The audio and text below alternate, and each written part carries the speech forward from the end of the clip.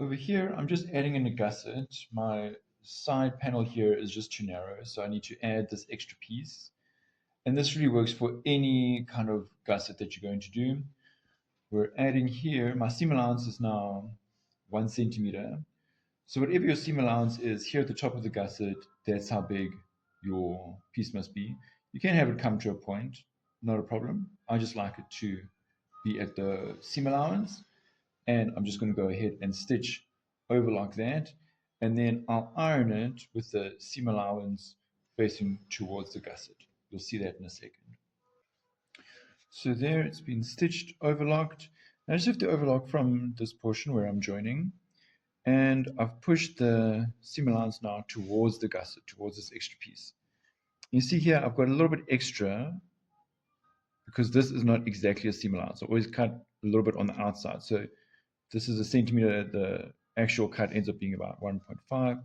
And that's fine because we're going to push that then to the outside towards the gusset.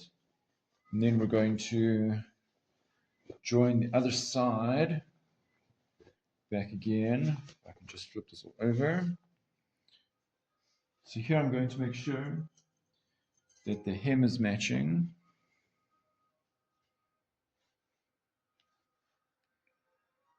So I can get a nice straight edge right there at the bottom. And the rest will just fall more or less into place. So here, I'm going to make sure I'm stitching and not stabbing my fingers. So you see here, I'll follow the original seam allowance up until this ends up jumping out there, and then I'll follow the new seam allowance. And I'll just make sure that that a little bit of extra is caught underneath the stitching.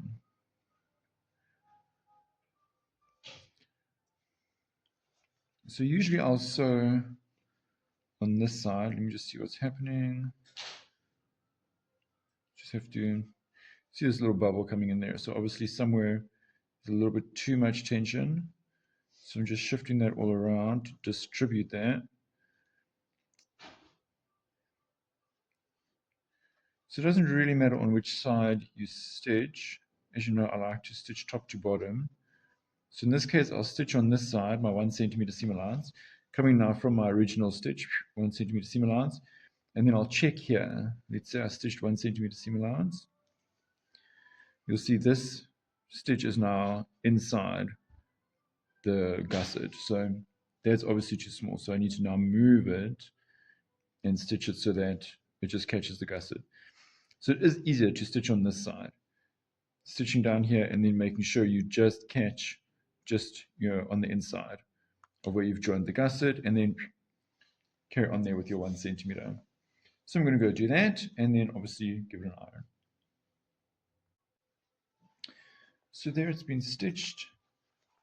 Now the overlocking comes from the original seam all the way through. And you'll see this one, I know it is now navy on navy, tough to see, but the first stitch didn't catch my gusset exactly. So I just stitched next to that, made sure I caught that gusset. And then over here, I like to actually iron it so that both lines of the gusset are going in one direction, because there's quite a bit of bulk here. So to try and iron the one in so that they're both facing the gusset can be a bit tough, but it's up to you, whatever style you want to do. But there you see it's completely perfectly joined in there, and you've got quite a nice smooth line there, so you don't struggle getting that corner perfect. And that's that.